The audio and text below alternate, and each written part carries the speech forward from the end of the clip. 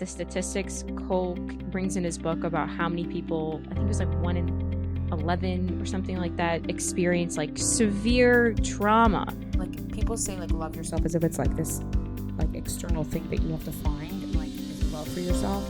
But I kind of feel like it's built into everyone else, but because we're like, let's say like the popular thing is this, so we're like, oh, I'm not that thing, so let me try to change myself to be that thing, and then like you just hate that version of yourself because you're not being yourself. That's not you.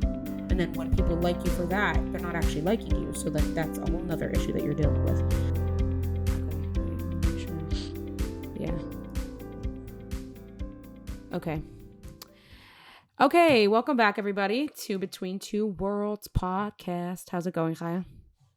It's good. How's it going with you? Good. Trying to think. When's the last time we spoke? Like last week. I mean, we speak every day, really. Right. Text. But yeah. So nothing new, really, huh? Yeah, there's nothing. No, I mean, update on the Israel thing. I'm not going. Oh yeah, Kaya's not coming to Israel. Which is okay. Yeah, I'm sorry. No, I really want to. I think it would be fun, but yeah. I really want to graduate and move on. But like, so I feel like you're gonna have a great time. Yeah. But I also feel like it was like a hard decision. Like I feel like in general, you have hard decisions to like say no to things. So I feel like it's like a good step for you, you know, to like say no to something that like you really want to do, but like in theory it's fun, but like in actuality, did it make sense for you? Yeah, look at that. It was personal growth then, even that decision. So I like the way you framed that. I don't know. I don't feel like I have a hard time saying no to things, but okay.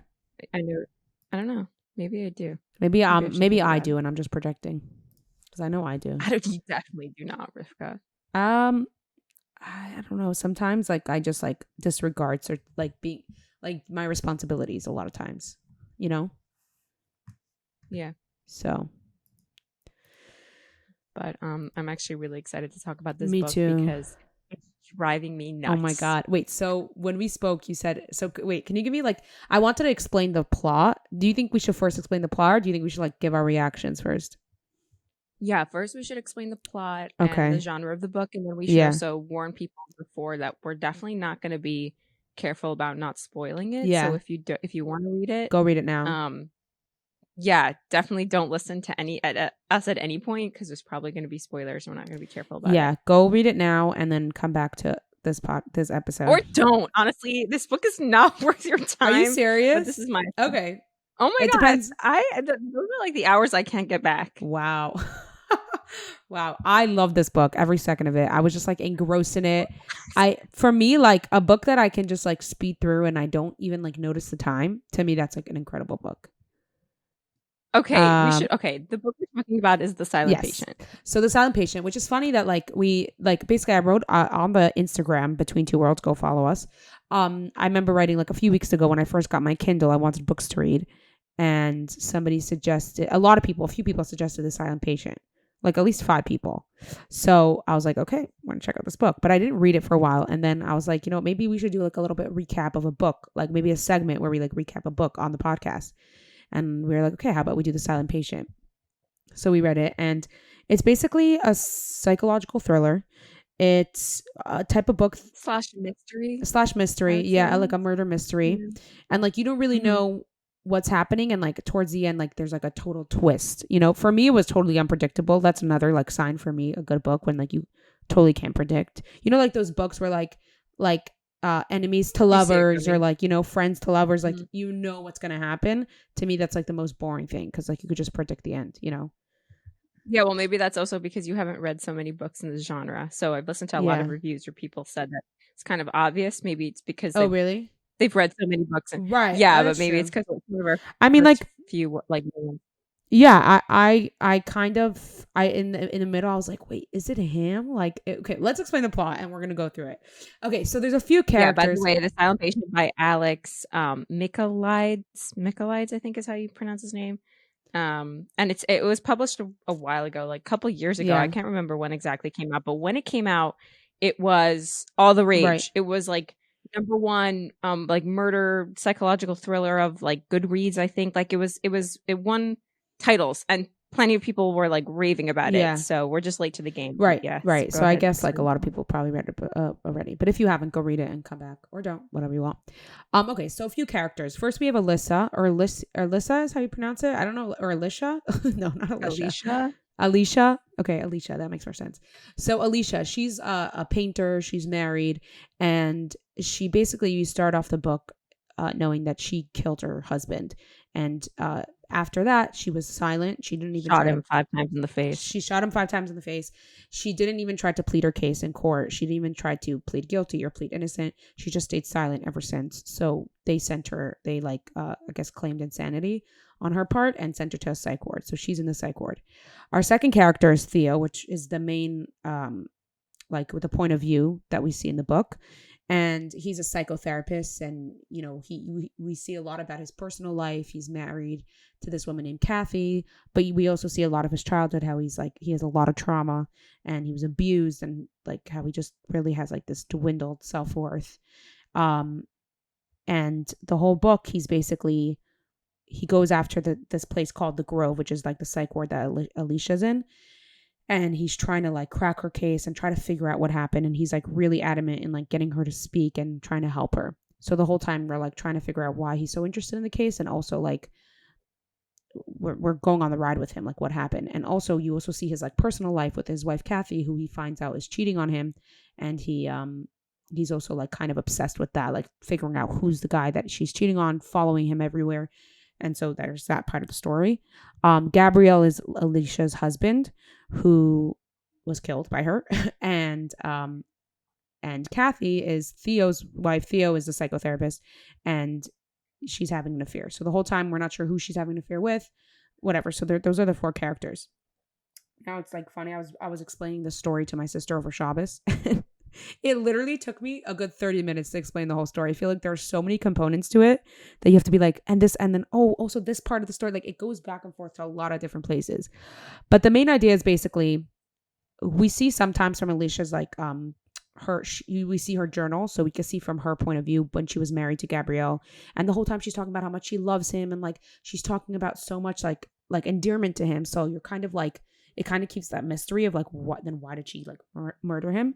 And you also see a lot of Alicia's trauma as a childhood, because Theo is basically like on the search to like talk to all her relatives, her people from her past, people that she knew from when she was married to Gabriel from her childhood, to figure out what brought her to that point.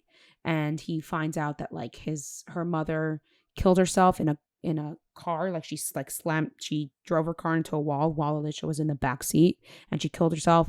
And during that time when her mother died, her father said like it should have been Alicia who died. So like she basically was not loved from her parents, so she has that trauma. And then her father killed himself, so she has like a lot of trauma and psychological issues from that. Yeah, that was also one of the things I really did not like about this book. I mean, we'll go into it, but one of the leading questions you have while reading the book is if Alicia did murder her husband. So it's kind of framed in that way where you kind of you don't know if she's innocent or not, and then there are multiple characters that come into play throughout the book where you're like, oh, possibly it's this person. And the writer Alex does a very like in my estimation poor job of like including characters who have like a full-rounded story, or a good well-developed character who you like question as well. They're always these like very half-baked, they're all of a sudden just talking about this fact that they like stalking women, or like some of the characters just like espouse these like suspicious type of comments just so that you start being suspicious of them when it's like so out of character. But basically that's like the question you have. Did she kill her husband? Is she innocent? And who did, if it's not her? So that's like an important part, I guess. Yeah. And then towards the end of like the book, Theo gets like Alicia to talk. So it's like a huge breakthrough, and they're like, and she's basically, and she also gives Theo her journal. So he's able to read it and like get the whole, like, I don't know, a point of view of like their marriage and stuff. And towards the end of the journal, she writes how she felt like she was being stalked by this guy, and she told her husband about it, and her husband didn't believe her, because I guess he thought she was imagining it. After her father died, she had like a psychotic episode that they talk about. So like he kind of thought that this was happening again, and he like made her see this therapist to take drugs, to take like medication, because he didn't believe her. But she was sure that she wasn't going crazy, and she was seeing this guy like watching her everywhere she went. So, and then one day, and the journal kind of ends saying that the guy was like in her house, and then Theo was like asking her like questions about it, and she basically explains that she one day was in her art studio. Alicia was a artist. She like loved to paint and all that stuff, and she was painting in her art studio, and she sees in the reflection of her mirror this guy with a mask on with a knife in his hand. So like this was her stalker, and he ties her up and everything, and then she doesn't finish the story, like telling it to Theo. So you kind of don't really know what happened. And then we get Theo's point of view, and he's talking about Kathy and how he's kind of obsessed with this whole thing where his wife is cheating on him, and he doesn't really confront her about it, but he follows her around when she goes out at night, and he basically ends up following the guy. So I'm not not inserting like if somebody's like has a lot of trauma and they do irrational things and weird behavior, but that's so weird. Yeah, I mean, weird. That's such a red flag. Like to follow your spouse if they're cheating on you, to like see what they're doing and then finding them cheating, and then also Theo like sat around as his wife and the person she was cheating with did stuff. Like I think he was like in complete shock. Like I don't think, and also he did it multiple times. He, like he followed them around, but like I think that like I don't know. To me, it made sense, especially with his character. Like he just had no self-worth, and like he talks about how after he got married to Kathy, or like after he was in a relationship with Kathy, he stopped going to therapy, which was basically saying how like he used therapy to like build up his self-worth, I guess, because like his whole childhood he didn't have a normal father figure telling him that he was like a worthy person. So like he had no self-worth, and then once he married Kathy, like he felt like that was literally all his self-worth was surrounded based off of Kathy. Like that's who he was. So like she was beautiful, and he thought she was amazing, and so like that's all where his self-worth lied. And then when he found out that his wife was cheating on him, he didn't even confront her. Like he was thinking about it, and then he didn't even confront her, which I think is like a huge sign that like he basically couldn't like let that whole like foundation that he built for like his self-worth be like crumbled and be like completely shattered. Because then what would he be without her? So he didn't even confront her, but he also like became obsessed with it, which I obviously like his behavior was crazy, but like I could understand becoming like, I guess, obsessed. Like if like kind of like when someone doesn't like us, we feel the need to like go even more in deep and like try to become friends with them, like that whole playing hard to get type of thing, because like they're kind of chipping like your self-worth. You feel like you need to like regain it back, you know? Does that make sense? You kind of become obsessed with it. Like you need to like get them to like you, you know? Like if someone doesn't like you, you feel more of a need to get them to like you. Yeah, I thought Theo was problematic, obviously because he's crazy, but also because I didn't finish the end of the plot. So, but yeah. Okay, so finish that. No, just like the end, you basically find out that Theo's the one who he basically saw this guy. He followed this guy to his home, the guy that his wife is cheating with on him. And he sees that he's married with a wife, so he like just like was watching her like do her everyday things, and like just seeing that like she was basically in the same situation as him, and he finally said that like he like concluded that he had to tell her that her husband didn't actually love her, so he decided he was going to tell her, and she I'm like trying to think about it. He decided he was gonna tell her, and then she sees him as he's like thinking all of this. He's watching her through the window, and then she sees him, and she's like, she sees him, so he runs away, and he like runs into this like little back house that they have, and then this girl, and by that time when they were saying like she comes into the studio and she picks up her paintbrush and she starts painting. I was literally getting chills. I was like, oh my God, that's crazy.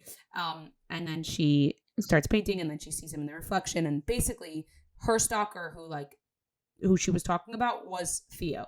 And he ties her up and he waits for Gabrielle to come home. When Gabrielle gets home, he ties him up. They face like back to each other so they don't see each other. And he tells Gabrielle, either you die or Alicia dies. And he says, I don't want to die. I don't want to die. And he goes to Alicia's side and he basically like pretends that he kills Alicia by like firing a bullet at the ceiling. And Gabrielle thinks she's dead. And he's like, no, oh my gosh. And then he lets Alicia free and he leaves. And then in the end, Alicia picked up the gun and shot Gabrielle in the face.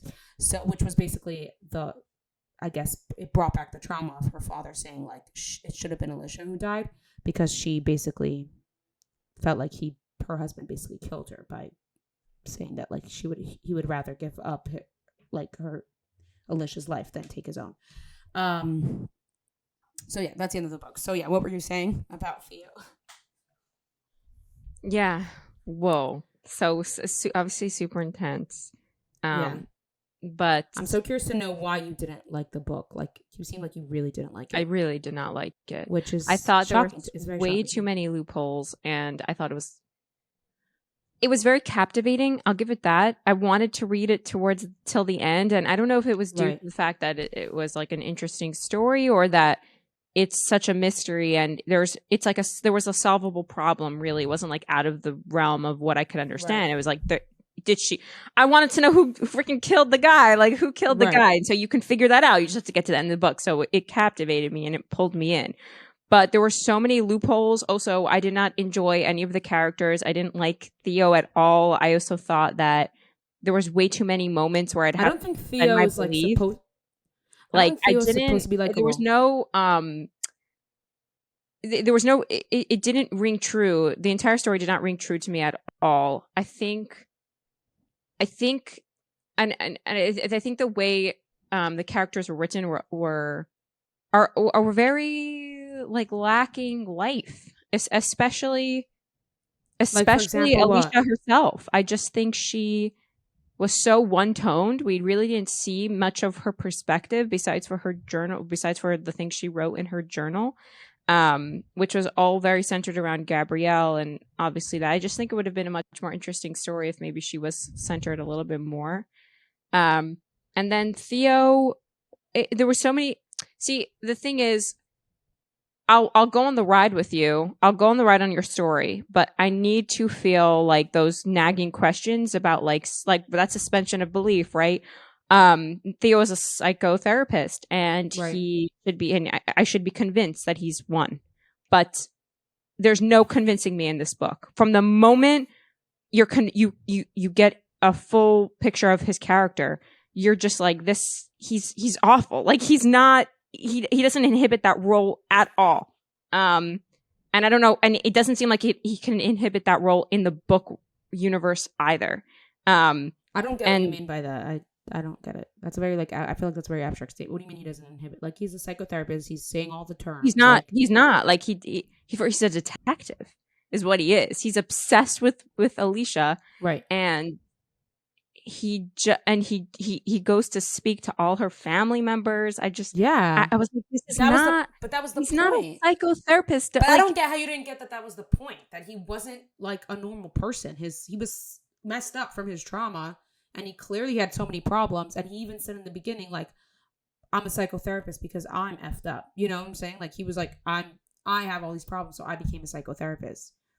Like, right, that's what I'm saying. Like from the start, he was not a very convincing psychotherapist, and so why is that I wasn't able to suspend my belief, because if you're in a world where you're trying to create characters who are supposed to be of a certain career or whatever, I guess you can make the case where it's like, okay, he's not supposed to be a good one. Yeah, fine, but like clearly he had problems. Yeah, he had problems, sure, but like from the moment he said something like that to like his behavior patterns to like how he spoke, how he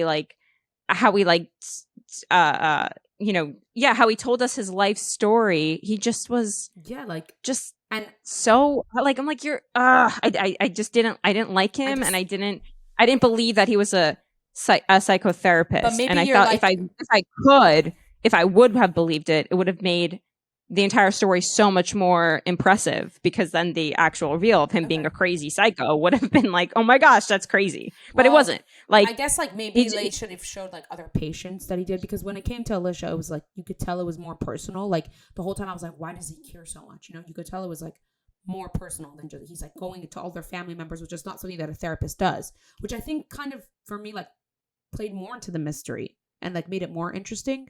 But like think about your therapist that you go see, right? Like you see her as this like professional like person who sits down with you and like talks in professional terms and like doesn't get personal about things or whatever. But like her life, I'm sure she has so many not so many problems, but I'm sure she has problems just like anyone else. And if she were to write like a book from her point of view and like write all her thoughts down, she wouldn't be like this professional figure. You know what I'm saying? Sure. I don't know. To me, it kind of enhanced his character because he wasn't like, you could see like I don't know, his deepest problems and like really what he was going through than just being like this, like, you know what I'm saying? I don't know. I didn't think it was a good reflection of mental health or mental health facilities either. I thought it was very one-toned. What do you know about mental health facilities? For as much as like the reviews of people who work in mental health facilities say about how he describes, you know, the other characters, none of the other characters had compelling characters. They were all unlikable, and they were all very also like served one purpose. There were things that were introduced in the book that there were no reason for them. There's literally no reason. Like what? And you know, like side characters, like the guy in the painter guy who helped Alicia, all the guys were obviously interested in Alicia sexually. I thought there was like a very male gaze type writing involved in this. And, you know, Alicia and Kathy, the two main women in the book, were described as these beautiful, sexy, seductress woman types. And I just thought that was like, okay, they're like, just again, one tone. Like, yeah, that's like, all right. I get what you're saying about like, and I read that it was Alex was actually his training is in screenwriting, and that's very telling, because if you know, in Hollywood you're only gonna cast beautiful, sexy women, right. So it I guess it bled into his novel, his writing. Yeah, I get what you're saying about the artist. I guess it was supposed to be like a distraction or like a lead that we would think like maybe he's the one responsible for like being and those were there was like the some of the things that people said, there was no reason for it other than like these contrived reasons that we needed to be disbelieving. We had to be suspicious. Like Max, like what was Max's character? Yeah, I didn't get that either. The other guy, that the painter guy, I forget his name. Yeah, that's what I'm saying. The painter also, like it was the painter, Max. Basically, what happens with Max is like she keeps on saying how like she keeps on writing in his diary how like he basically like sexually assaulted her, I guess, and like he was like obsessed with her, and then like you kind of think maybe he's the one to the stalker. Like I get what you're saying about the different a few characters that kind of play no role besides for like kind of giving you a false narrative that you might believe. Like it takes you for a ride, I guess. Yeah, and when I meant the mental health, but I don't see that ruins the whole another patient. What? The mental health facility. I mean, he described them all when so he works at a clinic or I'm not sure how psych ward. How you describe it. I guess like a psych ward type clinic. And all the characters he described are just drugged up. There's nothing to them. The only one that had life was Alicia. That's how Theo describes it. Of course, Theo is kind of unreliable narrator. Well, only when they took her off of the medications. Like when, right. Or I think in the initial, like even in the initial like phases, I don't know. And then the only other like patient were that we ever interact with is this other one who's crazy. She killed like two family members of hers, and she's like angry the whole time and just rageful. So yeah, that's what I mean. I didn't think it was like a good portrayal of mental health. Also, this is one of my main criticisms, I think, not a good portrayal of mental illness or psychopathy or something of the sort, which is what we're dealing with in Theo's case. We're in Theo's head, and there should be some sort of continuity with with the entire like stream of events that show us, okay, the way Theo is thinking, the way Theo is behaving is problematic. And besides for the fact that like he's super obsessed with Alicia, and like obviously dealing, and also just like unlikable, I guess, the fact that like at the end he just like does this crazy thing where he ties people up and he shoots guns into the ear and says, I'm gonna kill, that just came out of left field, out of nowhere. And it didn't feel believable. Like it felt like Alex had this inspiration for this scene, right? Like writers, they sometimes just get ideas. They sometimes just get these scenes in their head. And it's like, oh my God, man tied up, another man holding up in the dark, holding a gun. The wife is right beside the wife is in front of him. Like, I got to write something like this. And then he had to try to create a story from that scene. And it just wasn't connected. Like it just didn't work for me. It just felt so. What would you have added, like in the beginning or like in the subtle parts? Because obviously we're not supposed to know that he's like some psycho person. You know, he's supposed to seem like a normal guy who just has like these issues and he's like regular marriage life issues, whatever. So what would you have added? What details would you have? What would I've added? What details would you have like changed or added to like make that scene more believable?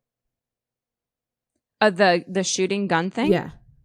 I wouldn't have taken this route. I think that there would have been so many more interesting ways to include Theo and Alicia in the same type of story. I don't think this one is the most interesting. I heard this one reviewer said like if they did like a Shutter Island type of book where Theo was actually in the actual psych ward. That's what I was. And that's like I think this is what this book is compared to the most. Shutter Island. That's the first thing that I thought about because.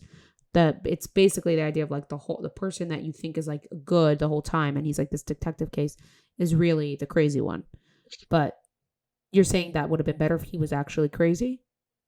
But that's like literally just copying Shutter Island. You can't just copy Shutter Island.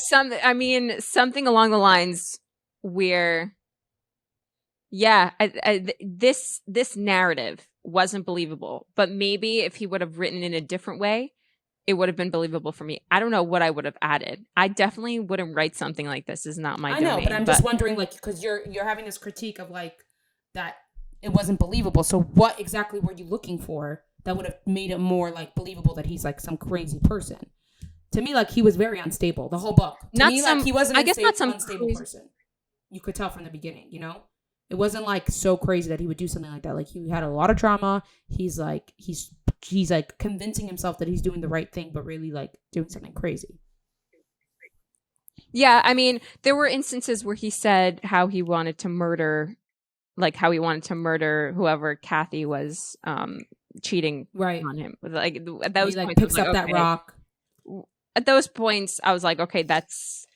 I don't know if that's just typical like male aggression. You know, most people when they hear I don't know. I feel like most men when they hear that their wife is cheating on them, they're like, oh my God, who is this motherfucker? I'm gonna go kill him. You know what I mean? Like, right. But so you thought it was just like a euphemism, like not really like him being serious about it. Yeah, the Theo's character to me was always very timid, maybe more calculated, maybe less emotional, and I just didn't feel like this outburst of, you know, tying someone up, shooting this gun, that makes so much more sense. It was just like this.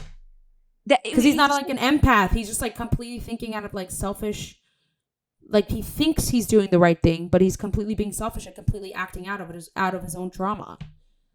Yeah, I guess for you it was believable, but for me it just didn't work. I just didn't see the connection there at all. I really thought that came out of absolutely left field. There was no like lead up to this specific thing. Like if he did something else, if he went to Alicia and he said, and he like scared her, you know, like scared her, like shook her or something, he said, he's crazy. And then he saw a gun at the place. Even that makes more sense. But it was a calculated plan that I don't feel like I was on that journey with Theo to get there. I do get what you're saying, where like he kind of was like, it was very like, he did it. It wasn't because he was like staring at her, and then like he kind of sees that she sees him, so he runs to the studio, and suddenly he has a mask and a knife, and then like I guess you're not supposed to know that that's his plan, but really that was his plan all along.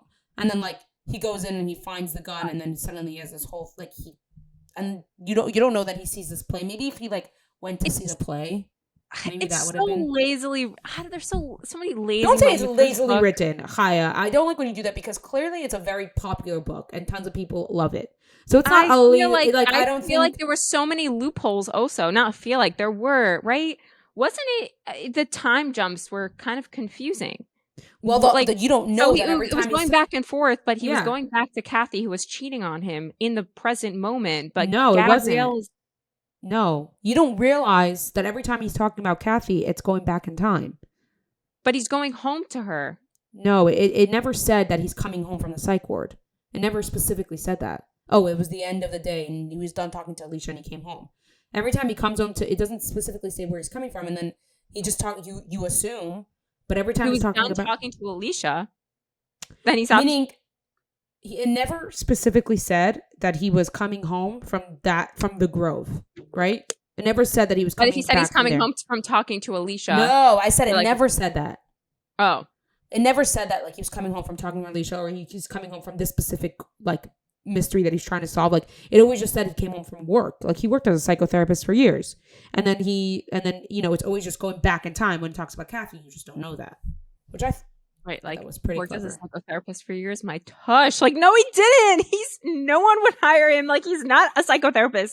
He's a freaking detective. Like it's not in this book. I'm sorry. Whatever. Okay, we can move on. No, I agree with you. I agree with you that there were some loopholes, but I don't get why. I guess I just disagree with you with the whole like psychotherapist thing. Like personally, I'm not that educated on what exactly is a psychotherapist, but like I feel like since we're hearing it from his point of view and like his thoughts and everything, I feel like that makes a lot of sense. For psychotherapists are not going to be professional all the time. People's thoughts are like just running through their head, especially through all the trauma that he had. I mean, like I don't know. But he also didn't think in the way that I think a psychotherapist would think or talk or like relay his experiences in his life currently and in his past life. Could you explain yourself? His character as a psychotherapist wasn't believable. Like there was nothing that made him a psychotherapist. But you keep on saying that, but you're not explaining. What do you mean? Like what? There was nothing in this book that made him a psychotherapist, besides for the fact that Alex wrote that he was a psychotherapist and that he was hired at the Grove to be a psychotherapist. Do you know what I mean? Usually if like you're writing your character as a profession of some sort, like their profession is seeped into them in a way that makes them who they are. Okay. And Theo didn't strike me as somebody who was a psychotherapist. If anything, he was this detective type, which also really bothered me because it wasn't believable. Like every single time, he interacted with anyone in their world. Why were people just like chill about what he was doing? His actions were so problematic. You can't be. Well, I guess he like became friends with that Yuri guy who kind of let him get away with a lot of things. And then once his head, like the head person, like found out that Alicia was talking, he was just so excited about that he didn't really care about everything else, But and also the other guy, the Yuri guy, he stood for nothing besides for just being like in Theo's way, quote unquote. Like, I don't know. It was kind of weird when he was like looking at her hand and he was like, somebody tried to kill her. But like, I thought that was cool because he was basically in that moment. You think he's like trying to figure out who tried to like put that thing in her vein. So basically, I actually didn't say this part. In the end, somebody like overdosed her with morphine and she goes into a coma, and it's actually Theo because when she started talking, he realized that she actually recognized him, and he was scared that she would like tell on him. So, and then in the end, he's arrested, and he's like very calm about the whole thing, which I actually don't know what that meant. I don't know why that was part of it, but what was I gonna say? Oh, in that moment when he sees like he looks at he sees like something was injected in her, and he's like, somebody tried to murder her. Like really, in that moment, he's trying to figure out how to frame someone else. He's not just I thought that was cool, like in retrospect, to think like he was thinking, how do I frame someone? Oh, it was Kristen because whatever, this and that. I see. Yeah, that's a cool like retrospect. Yeah, I don't know. I guess I just love psychological thrillers, but yeah, I guess I don't. I need to read more to like kind of predict these things and see like what's actually good. Like if I were to rank this like against Shutter Island is like 10 times better and like more developed. So I get what you're saying. And also maybe if they showed Theo with like other clients besides for Alicia, maybe it would have been more believable to see him like just in that. No, because I mean, I don't think you needed to see other clients, especially since it was just his, like, just the story was about this. I would have framed the story differently. I would have liked to delve into Alicia's character a little bit more and have her be centered. I see that. Yeah, maybe he should have done like a point of view from Alicia also, like, you know, when they go back and forth. Not just through her journals. Her journals were interesting because they were only insight into her and to her life, and I needed them because I really wanted to hear her side of the story. I wanted to see her innocence. You know, I wanted to see like what was going on with her. Yeah, because it was like, oh, she loved him so much. Like, what is happening? And I was so disappointed. I guess I was also disappointed with how the story played out, and how Theo was involved in that story. I would have been much more invested if this was a story about a woman who was silenced for like a reason other than just the reason that was in the book, which I think was also like, it was a very cool parallel to like Greek. It's a Greek mythology, right? Alcestis or something, Alcestis, like story of this. Alcestis, Alcestis. It's cool, and I wish she would have utilized that more. Even, you know, I wish she would have been silenced.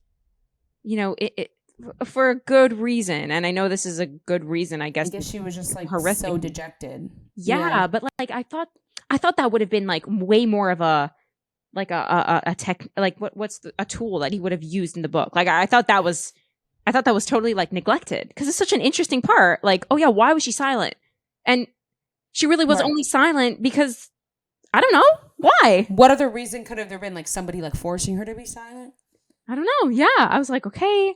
Maybe I think this book, the whole idea is like to really play on the trauma of people and how that affects us, you know? So I think like that in and of itself was like, okay, that's the reason from all this trauma and just built up to this one point to the person that like she loved most to be like, I'd rather you die than me. And then like, she's just like, I'm like literally, what am I'm literally have no worth. Like, what am I going to say? You know? I don't know. We feel that sometimes where like, you just don't. Sometimes, like, if you realize, like, nobody in this room cares about you. Or, like, you know what I'm saying? Like, you're just like, I'm not going to even speak. Like, I'm just going to be invisible on the side. What do I even add to the table? You know? That type of thing. Yeah. So that's the plot. That's our thoughts on the book. I guess we had, like, really different reactions. I was, like, in the ride. I was, like, literally, when I found out that it was Theo. Like, I had that thought. I was like, is it Theo? Maybe he's crazy? Maybe this is, like, a Shutter Island situation? Or maybe he's, like, the one who... Maybe he's the one who like did something to Gabrielle, but then I was like, it doesn't make sense because like it's in different times. Like it was like I actually thought about that, but like I totally dismissed it right away. So I thought that was cool that like the way that they did that. Yeah. The one thing that I didn't get that I thought was a loophole was I didn't understand fully why he was still like into the case of Alicia after he did that whole thing. Why did he want us like so badly go like figure out what happened in the end? Like you told her that Gabrielle didn't love her. You got what you like wanted to do. Why did you have to get her to talk? Like I didn't get that part. Why he wanted her to talk and figure out the whole thing. Maybe he cared about her. Maybe he wanted to see like how she did. Right, and also, there were moments in the book when it almost seemed as if there was a sexual interest on Theo's behalf towards Alicia, which I really didn't appreciate. Talking about like therapist client relations, which is just so like that's awful, obviously. And I also agree with you. It's because that's the premise of the book, right? Like that's when you look in retrospect, after you know Theo did everything he did. The main reason for why he went on this whole journey to get Alicia to talk was because he wanted to know why she killed Gabrielle in the end. Like, oh, I did all these horrible things where I like literally took a gun to their head and like to both their heads and said they're gonna die. But now I'm like, oh, why did she kill him? Like, yeah, it's not like he didn't know if she killed him or not. Like clearly she knew that she's the one who killed him. So like, what is he trying to figure out? I guess I thought like maybe because they were so similar in their traumas and like in what they went through, like really like their stories are so similar. So he just wanted to like, I don't know, understand why she did it. And then he uncovered her whole childhood and all that stuff. Like he talks about like going back on the train when he figured out what her father said about like it should have been Alicia who died. Like he was like, well, that like told me everything I needed to know. He said something like that, like it told me, like, because that's really why she ended up killing Gabrielle. You know, right? All right. Well, he continued even though he had the answer. When? Oh, even though he had that, yeah. Like, why did he want to get her to talk? Yeah. I guess we need the author to tell us. It's funny, at the end of the Kindle, there's like a reader's guide, and the author answers a bunch of questions. Yeah, I read that also. Oh, okay. Yeah. So I thought we could parlay this into like a topic about trauma and like about like is our insecurities or are our insecurities or traumas like irreversible? Are we just like conditioned from when we're in young age to just like do certain things and furthermore, do we have personal choice in what we do? Is everything that we do just a buildup of like everything that has happened to us and our environment? And I feel like we had this conversation before, like many times, especially when you started getting into like Sam Harris and the whole the book. What's that book called? Determinism. Like the one about determinism versus free choice. Yeah. I mean, what's you were reading it when we were in Florida. Oh, I'm not sure which book. I mean, he has a book called something Free Will. I'm not really sure if that's. I don't know. I remember you were reading a book about like that, and we had that discussion. But like in the Jewish world, like we're just grown up being taught that kind of both are true. Where like nothing's a coincidence, and everything that happens is for a reason. So like everything that happens to you is like there's a higher purpose and a reason, and God is orchestrating it, so it's not really in your control, but you also have this personal responsibility to just like be the best you can be. So it's kind of like a contradicting idea, which I think is kind of cool to find like how do you solve that paradox? Yeah. What do you think about that? So are you the discussion of free will? So like what's our thread here? Well, because like we're talking about trauma and like how they base it like in the end. Theo talks about like how he just kind of like was being led by his trauma to just like act like this, you know. But also he did something that was crazy, and he's justifying it because like he just had all these messed up things, but he took no personal responsibility for what he did. Yeah, so he's definitely definitely a narcissist. I mean, yeah. I can't diagnose him, but he seems like one. Yeah, but like that's the point. Like, was he a narcissist because was he just conditioned from when he's a kid, and like he kind of had there was no other path in life for him, or do we have a personal choice, and can we make a better life for ourselves despite our traumas or despite like the things that people do to us and our environment? You know, that's really where I'm getting at, and more so like the Jewish perspective on that. What are we growing up like being taught about that? Yeah, such a heavy question. Wow.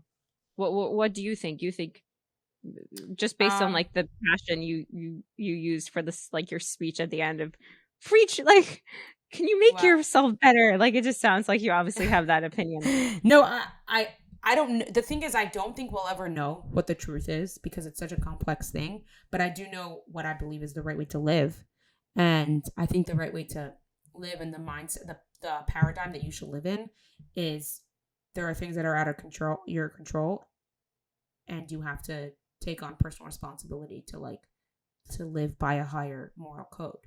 I mean, and I think that's like the argument for like a higher moral code or like set values that you make for yourself. Because if you don't have that and you're just like acting out of all these things that happen to you, then like you could end up doing things that like you just justify as like, well, it's like that victim mentality. You know, where does I think it's like where does victim mentality end and like personal responsibility start?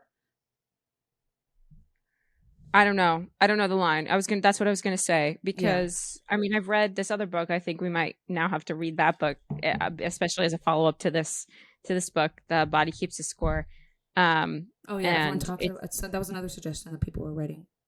Chani wrote that. I mean, it's not a novel. It's a psychology book, right? No, Well, he's a neuroscientist and I think a psychologist as well. Vessel Koch, I think his last name is Kolk. Okay.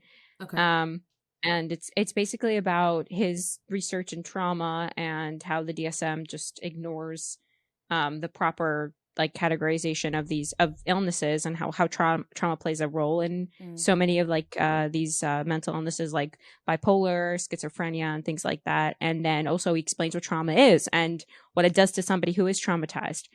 And people who are traumatized are not in a realm where that like their behavior is totally within this like paradigm of you just have to get out of this victim mentality, obviously. And I don't think you're saying that, but you know, he explains that trauma, when you've been traumatized or you know, when you've gone through an event that your body just won't let go, you're living in that trauma literally like in the present, even though it's happened in the past. And it's very confusing, obviously. I mean, it's also crazy that like sometimes you won't remember your trauma and your body acts, but your body will. And so your body's producing, you know, anti-inflammatory kind of like cortisol, like crazy rates of cortisol and stress, and your stress is constantly on high, and there's this alexithymia. I love that. It's basically a term used in for people who have just a sense of unease wherever they are. They're just in a sense of dread.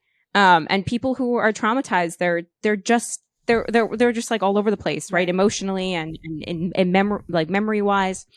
And I guess, and I guess to like when you have real trauma and you're dealing through things like that, it's the victim mentality kind of paradigm. It doesn't. It's the wrong application or something like that.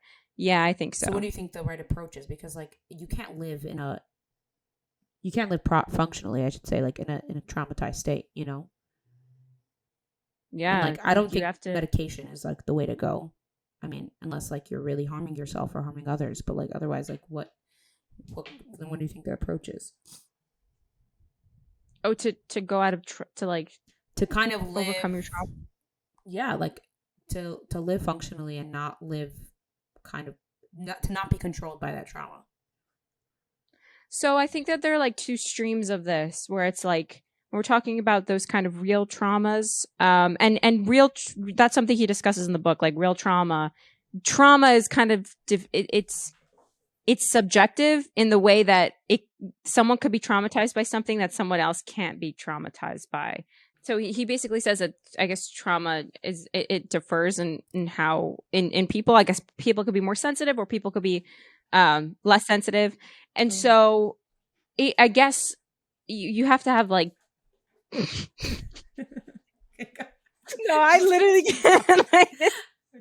can't. Whatever. So, when you're dealing, let's say, with somebody who the victim mentality type, I think is kind of like a narrative for people who have gone through things that they've used and they've squeezed out the victimness or the sympathy or the empathy that you can get for something like that, and they just use that. They run on the fumes of it, and they don't allow themselves to grow because they're constantly going back to this as like, and they make that instance their entire being. So in that sense, they excuse everything that they do. Right. In that sense, that's when you can kind of apply, okay, get over yourself, stop being a victim, and move on. But when we're talking about, I guess, the trauma that Koch explains in his book, many of these, many of the people who have gone through traumas don't even necessarily use that as a basis for their victimhood. They're just victims from this trauma, and it's coming out in ways that they have really absolutely no like conscious control over. So maybe they're enraged and they just go on rampages this whole time. Like maybe they don't connect well with people. Maybe they feel like a constant unease. Maybe they feel unsafe around people. Like it's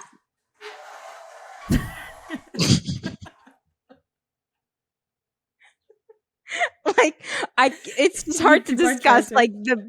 Yeah. Wow. What? The depths of trauma. the depths of trauma while like something is screeching at the end in your house. Anyways, sorry. No, you're good. Continue. So yeah, so there's those that like kind of use their trauma in order, or they kind of become this victim of like anything that happens to them, to like they kind of milk it to like get away with things. And then there's people who are like acting out of like they don't even realize. Yeah, there isn't that consciousness there that there is with that other example. Right.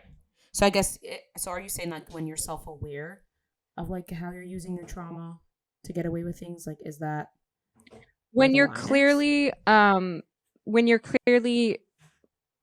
there's a clear like when there's a clear like, okay, this person is using it as an identity, you know, when you're making that your identity, which is, by the way, what I think, like we talk about mental health tropes.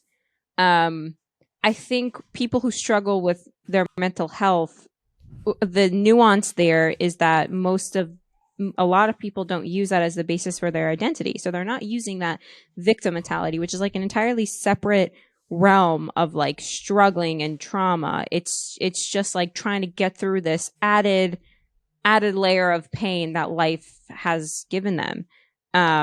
Whereas, you know, when you're reading a poorly written book on mental health, or watching a poorly written show on somebody struggling with their mental health, their disease is entirely what makes them them. And that's not the case. You don't think that's realistic? Like, you don't think people are... I mean, I have met people in my life, and I'm sure you have too, that like you see their trauma through and through and everything that they do, and like you don't, like you kind of like, are they ever going to get past this, you know? And is there a way out? And I think that's also like the question of the whole book. Like, is there really a way out of your trauma, or are you always like controlled by it? And so you obviously think that there is. I don't know. I mean, yeah, I think you're always acting out of certain things that happen to you, but I think you have to act like you have personal choice, like you have freedom of choice, because I think otherwise it'll drive you crazy, and you're not gonna be like, you're not gonna want to achieve anything, because like you're like, if everything's just like controlled by my environment. I mean, you also have like the whole theory of like Viktor Frankl, which was like completely opposite of that. Like he was very into like, you literally can control your outcome of things no matter what your environment is. He says all you can control is your reactions. So you can't control your environment, but the way you react. Yeah. So he says your environment between what's the quote? Victor. The chasm between the chasm is in there. Stimulus and behavior. Everything can be taken from a ramble. No, that's not it.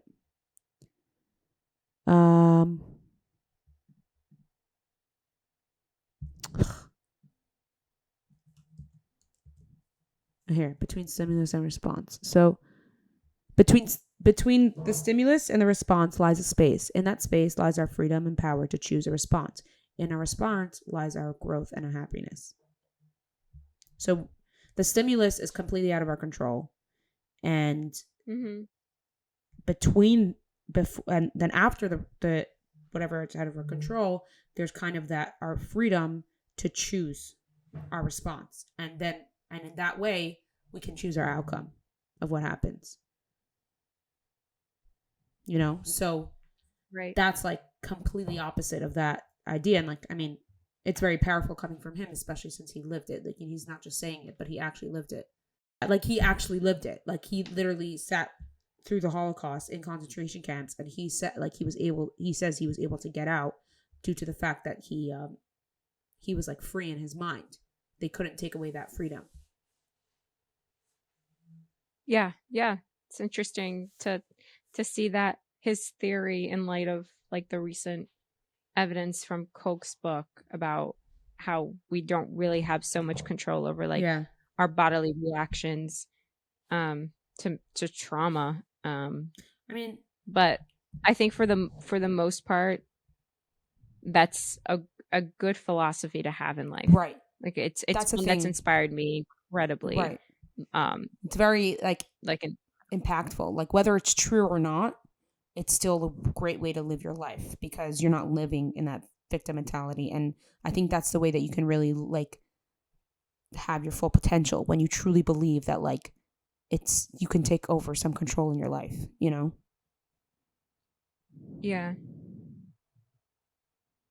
It's listen, it's like it's the free will argument basically distilled down into like a sentence when I'm talking about like the quote you just read, which is like I guess, you know, science has its own road, and ethics and morals have their own road too, and of course they have to converge, but they also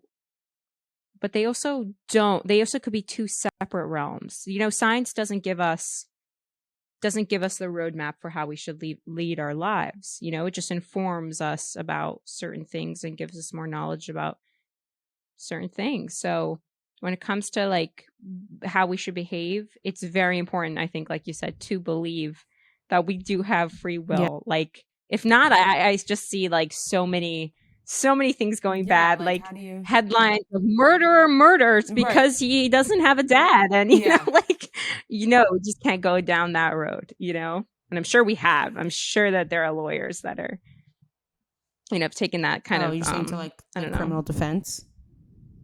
Yeah, like that kind of defense. But I'm saying you have to believe that you are actionable for your behaviors and that you have control. And for as much as what it feels like is that it feels like we do, doesn't it? Don't you feel like you day to day? It feels like you do, because there are things, little small things that you do that you see the outcome of it, you know, pretty like immediately. You know what I'm saying? You work hard, you get, for the most part, I guess, but there's always people who like are unlucky, I guess. But like for the most part, you see things like that.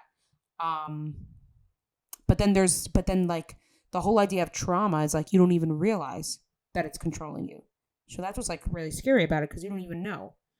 And not even trauma. Like if we take it a step like maybe more broader, like just everything that happened to us, like even maybe the place we live, like the fact that you lived like more in the suburbs, I lived in the city, maybe that shapes us who we are, and maybe we act certain ways because of that, but like we don't even realize that, you know. Oh, but that's 100% the case, right? 100%. So like, you know, we're just not aware of all of these things, right? So like the human brain, like even Freud with his theories of the when he came up with the subconscious, like that's a huge, it was one of the best things Freud gave us in psychology, because it's just crazy the amount of things we do without conscious knowledge of it. And I also don't think we need it. I don't think we can live if we're aware of everything all the time. Yeah, so I guess the idea is like to not try to figure out why you're doing everything, but to try to like look forward and see like, okay, what can I do to, if there's something that's getting in the way of like me functioning as like a happy person, like what can I do to help that? I guess, I don't know. Because Freud is very into like going into your past and figuring out what did it, what's making you, because I mean, at the same time, like if you think about it, like someone knowing their trauma, do you think that helps them if they know what? Yes. Oh, immensely. You have to go back into your past. I think so. Oh yeah. I mean, I guess I don't know. I've always been like a little bit not skeptical, but I've always wondered how much your upbringing influences who you are, because you know, psychotherapists or you know, that's the field of study that says you're kind of like your upbringing or your childhood and the way your parents raised you are like the most influential thing on why you are. Yeah, psychoanalysis. And I don't know. I just think that's like, I guess it's important, but I wonder if there's other contributing factors to why you behave and why you have certain narratives and stories that you just go back to and always tell yourself. But I don't know, I don't know if like if I was like I was like to delve deep into my past, I don't know if I would want to do that. Like I would just, for me, and I guess everyone's different, but for me I would want to be just like pragmatic and like, okay, what are we doing about this now? You know what I'm saying? Unless like I know for a fact that it'll help me to like delve deep of why I'm acting this way. But like if I just know that I'm acting this way and I need to fix it, like that's more the approach of like cognitive behavioral psychology. Mm-hmm. So like it's yeah, no, about, and like, if it ain't broke, don't fix it. Like you're fine. Right. You don't need to start messing around, you know? But I think for so many people, like a lot, and because especially in America, you'd be surprised at the statistics Cole brings in his book about how many people, I think it was like 1 in 11 or something like that, experience like severe trauma. And that's something that's like an epidemic, and that's something that should just and he also talks a little bit about like whether talking about therapy trauma is like the route to take in order to get over it, but I think you have to contend with these things. You don't. I don't think he says you have to contend with these things to get past them. So okay, you feel like admit. Well, that's like kind of like you just have to admit that like this is what you're going through. Kind of knowing the illness is like halfway to like curing it, you know. But I wonder if like these like drug addicts or like people who are alcoholics or like any of these things, like, are they just doomed from the start? You know, like, is this just something that's in there? I mean, also, did you see that all these studies of showing like new studies that showing that like depression has nothing to do with like your serotonin levels and all that stuff? It's like something that everyone's talking about now. What does it have to do with? Well, what does that have to do with what we're talking about? No. What does that have to? So I'm saying no. What is depression related to? Is it like I don't know. I have to read the study because like literally like they're talking about it in Mind Pump. They were talking about Joe Rogan was talking about it. I've heard a lot of people, maybe Impulsive, like Logan Paul's podcast. They were also talking about it. I don't know. I should read the study. I really should. But like, but what was I saying? Yeah, are people like just kind of doomed like from their maybe because they're saying like it has to do with your environment and you shouldn't be medicating people who are depressed. Like, it just something that they have to work through therapy. That's why I think your environment has an incredible amount of influence, obviously, of how like what ends up becoming a part of who you are. So, you know, Cope talks about like one of the not preventative, but one of the things where that will make a trauma worse or better is based on if you had a support system around you or loving people to, at the time of the trauma taking place, get you through something like that. So he gives an example of, let's say, a child being getting bitten by a dog, which is, you know, very scary, very traumatizing. Oh my God, what is this? This child is probably frantic and screaming. But if he has two loving parents to take care of him and to hold him and to soothe him and to take care of his bleeding wound or whatever, then that trauma is much less likely to affect him in the way that somebody who had no parents to take care of him like that, you know, that would. So it also outlines how some people, though, there are some people with two loving parents who that trauma will still be there for them, right? So it's almost like a very like individual based type thing, which everything is, but right. So that's what's like so scary. Like you don't know what's affecting, like especially if you're a parent, like that must be so worrisome. Like you don't know what is going to affect them. Oh my God. I can't even. Oh my God, I literally just spoke about this with my mother. She's like, I read this thing online where they're like, your kids are going to talk about you in therapy no matter what, that you mess them up. So just do whatever the hell you want. She's like, I'm just going to do whatever the hell. I'm like, Mom, what? Your mother's like about to go rogue. She's like, I'm just going to do whatever. literally. You're like, stay with me here. I don't think that's what they meant. I think it was a joke. Yeah, no. That's definitely not what they meant, Ma. Like, she's like off already. Like, she's in a white. She's like, I'm leaving. Goodbye. The suitcases are packed. But isn't that crazy though? Like, no matter what, people like talk about their childhood as like that's how. When really, like parents usually, okay, obviously there's cases, but like usually are just doing their best and like don't really like know like don't comfort me. Yeah, like they don't really know like what to. You know what I'm saying? Like usually just like parents who maybe they were just like humans and like we kind of think our parents are superhumans until we're like teenagerhood and we're like, wait, they're normal. You know? It's like yeah. It's kind of crazy that no matter what. It's like, so scary. We're always like, my mother, you know, this, that. And also, like, I'm always telling my mother to relax about things. I'm like, oh, why are you so stressed about, like, if I'm out at late at night? Or, like, I don't know what. You know what I'm saying? I'm always like, just relax. And I guess it's just really worrisome because, like, you don't know what's going to affect your children. I don't know. Yeah. Like how like the typical mother's always like feeding their kids, you know? Yeah. If you say, I mean, yeah. you can put your mind, like if you put yourself in the mindset of your mother, like that's actually really scary, Rivka. Right. I wouldn't want you out late, you know? You just don't know. Are you trying to control me now? I'm going to talk about you in my next therapy session. Although, wait, now I lost what I was going to say, but yeah, no, I'm not trying to control you. I'm sorry. I thought that came off like stay home all night. Yeah. Is there anything else you want to say about the trauma thing? Because I was going to bring in a new topic. No, a new topic. Not a new topic, but a new idea, like about self-worth, because I think that's another thing that the book really touches upon, which is like Alicia and Theo, they had like that really thing in common where they basically had no self-worth besides for like they based all their self-worth on their like surroundings versus on themselves. So, and then when all that kind of went away, they like went rogue, I guess. Like they just like couldn't handle themselves properly, which is just like, yeah, like self-worth. It just brings up that idea that self-worth really has to come from within, as cliche as that sounds.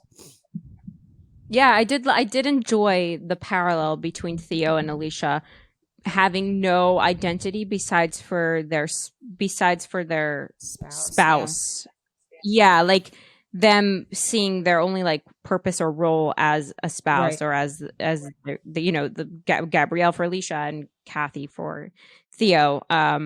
And I enjoyed that parallel. Yeah. So yeah, definitely. And it's something I'm so don't scared. center yourself around other people. Yeah, something I'm so scared to end up as. I think sometimes I'm like too scared about it that like I end up like putting up these like defense mechanisms like too much. You know what I'm saying?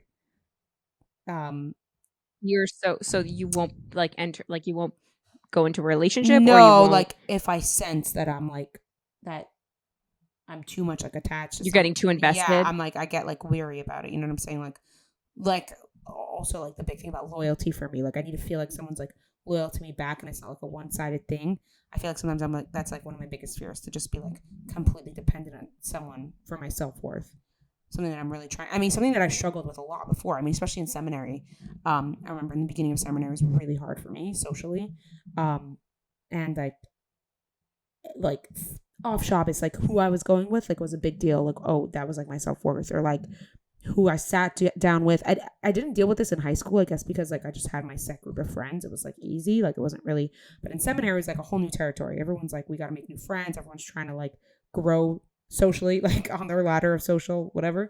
And then I remember like at a certain point, I kind of was like, okay, instead of me like, I remember I was getting annoyed at everyone, like they're the problem, like they're like everyone's so mean, whatever. And then I remember being like, instead of getting annoyed at everyone, let me just like think, like look into myself and see like maybe there's something that I could work on myself. Maybe I have to stop like being so obsessed with like other people giving me attention or showing me that I'm like worthy, and just like knowing that I'm worthy and like and see what happens from there. And I think that really helped me, that mindset. I don't know, but like I don't know why that idea popped in my head. Like I feel like a lot of people don't get that. Like a lot of people just are stuck in that of like, I need people to give me self-worth. I need like another person's love, Mm-hmm. Yeah, for sure. I mean, I think it shows how much of a healthy person, I guess, you are, even when you were struggling with something like that, to be able to, think of something constructive and then apply yourself to it. I don't think everyone has that, skill. It's a skill. It's also incredibly scary. Especially when you've created such an identity around being attached to this person, or knowing those feelings of what it's like to be attached to this person, knowing that there's like a consistency there. It's just it's terrifying. Yeah. So I don't know. I think it's incredibly difficult to like break out of certain behavior patterns that you're accustomed to. And I don't think it was ever like fully like solved. Like I'm always dealing with like that issue, but it's definitely not on the level as back then. But yeah. No, but I also like I remember like how it was back then, and I mean it's an outsider view, but I also remember like very distinct phases where you were like, obviously going through it, and then you were not. Right. Like that's cool. Like you actually had like that internal growth then. It's cool. Yeah, it's really cool to see that. See like personal growth. But like, yeah, it's like just it seems like a simple solution. Like it's just like you kind of just have to like not really put all the emphasis on other people, and then other people will be drawn to you, you know? If you just kind of like are okay with yourself. Yeah. You have that inner self-worth. Yeah, you've got to like yourself. You really do. And even if you don't, you have to. It's incredibly tough. I think it's because especially if you're like a logical person, or if you're even if you're an emotion, like when I say a logical person, I mean, let's say you're convinced that there are valid reasons why you're not a person that should be liked, especially for you. You're living with yourself constantly. You know your thoughts, you know your behaviors, you know your intentions. Maybe you're just not convinced that you're a person that like deserves to be liked, but you have to. You literally just have to. You have to just take that leap. You just have to like love yourself. I don't think that usually happens. Like people say like love yourself as if it's like this like external thing that you have to find, and like this love for yourself. But I kind of feel like it's built into everyone else, but because we're like, let's say like the popular thing is this, so we're like, oh, I'm not that thing, so let me try to change myself to be that thing. And then like you just hate that version of yourself because you're not being yourself. That's not you. And then when people like you for that, they're not actually liking you. So then that's a whole nother issue that you're dealing with. I generally think that when people act themselves and really truly just really just act genuinely like themselves, I think they end up just liking themselves because that's just who they are and they're okay with it, you know?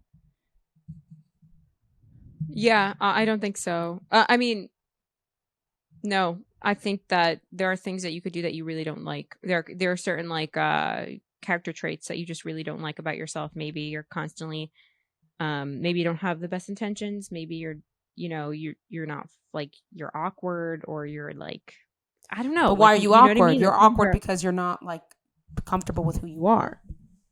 It all comes down to that. Some people are just awkward. Like I don't, you know what I mean? Like there are people that are super, super comfortable with who they are, but like awkward is like a physical trait of theirs. Right. Like you ever watch anything with Michael Cera? Like I feel like he's the perfect example of just but like Elon awkward. Musk also, you know? Yeah. But he's totally okay with it. He's just like, this is who I am. So yeah. whatever. Yeah. You just got to be okay with like whatever it is you've got. That's what I'm saying. Like even though like the awkward person's not going to be like the popular one in high school, there's still such a place for them. And people find it cute also. Like, you know, like. Yeah. You also have to like let go of this idea, at least something I've struggled with, is that, you're not made for everyone, and not everyone will like you. And sometimes you'll have a deeper connection with some people and sometimes you won't. You know what I mean? Yeah. Like you just have to be consistently like yourself, and wherever you are as authentic as you possibly can be, and not overthink things you did because let's say you didn't have the effect on people that on certain people that you were hoping you would have had. Right. Like you were yourself in that instant, and you can be true to yourself about that, and then whatever came to be, that was that was supposed to happen. Those are the people that you were supposed to connect with. It's such a peaceful place to be at. It's not always like obviously like if like you really want to impress someone and you don't it's hard. Like you have to work through that. But I think the more you put yourself out, like not the more you put yourself out there, but the more you like just practice that, like being okay with like let's say not someone vibing with you or whatever, the more it'll just be like not such a big deal. And it's not that they didn't like you, it's just like, oh, this was not the vibe, you know? We're being very vague. So like, yeah, I was about to say like I think a lot of these realizations, what it is to me it's wisdom, and you kind of get it as you grow and as you experience things. Right. So yeah, you've got to be obviously out there and put yourself out there and kind of be vulnerable, and it's painful learning these things. It was incredibly painful for me. It still is. It literally still is. Most of these like pieces of wisdom that have gleamed have come from disappointment and like intense feelings of shame and regret and disgust and self-loathing. Like just it's a what I'm saying is like it's a journey, and it's tough. Yeah. And you'll go through it. But what you extrapolate from those experiences, let's say from like making, let's say, being ashamed of, let's say, a certain thing that you did in front of a group of people, is obviously the route you should take from something like that is more self-acceptance. It should not be like, I need to be more reclusive and not be who I am. It's just that's just like the counter. Yeah. And like, we all know those people who are like, they're so weird and they're so like unique, but like they kind of, that's who they are. So we kind of all just go like, yeah, that's who they are. And like, it's cool. But then we know people who are like weird in the way that they just like are always acting like something that they're not. And that's where the difference is, you know? Where like somebody who's just like quirky and weird, it's like, oh, but they own that and that's who they are. So like, it's fun to be around them because they're authentically themselves. And maybe it's not for me to be, let's say, best friends with them, or for somebody, but they'll find their own group of people, but you can still interact with them and you feel comfortable around them because they're being themselves. But then when someone's trying to be something that they're not, you're like, they're weird, but like not in that good way, you know? It's like, they're just too much. They're trying too hard. Yeah. Totally. Yeah. But my computer, I should have brought my charger, but it's on 5%. So okay, let's wrap up. Yeah, we're anyways an hour and 18 minutes, so I think that's a good place.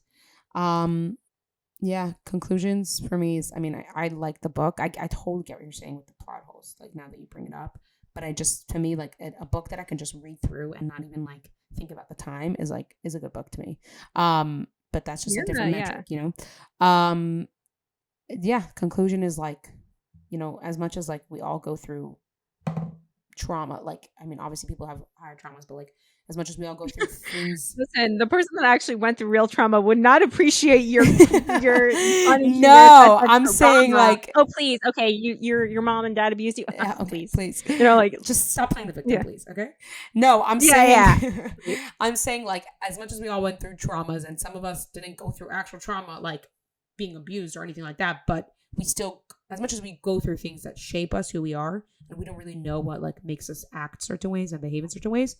I think the best way to like go about it, and this is my totally unprofessional opinion, is to just like kind of accept we're going to try to grow for that and like have this value system that you can always fall back on. And so even if like you're not inclined, your instinct is to act a certain way, but when you know that's wrong, you can kind of veer yourself in the right direction. That's something that I took away from this book, and also finding self-worth within yourself. Chaya, beautiful. Yeah, I second a lot of what you're saying. My opinion on this book is that I wasn't a very big fan of the story itself, but I appreciated it nonetheless. You know, literature is literature, and I think it's good to read. And then with the self-worth talk and all of the trauma things, what you said. All right, thanks guys for listening, and please subscribe to us on YouTube. We have videos out. Please follow us on Instagram. Please leave comments. Please, like, it really helps us grow. We're begging you. No, it's really pleases. If you enjoy it and you're listening to the end of this, then like, you know, you want to support us. Literally, free way to support is just subscribing and, you know, sharing and telling people about it. We could always give you our like Zelle or whatever, you know. Yeah, you could do that too. Hit us up for your Venmo. Okay, we'll see you next time.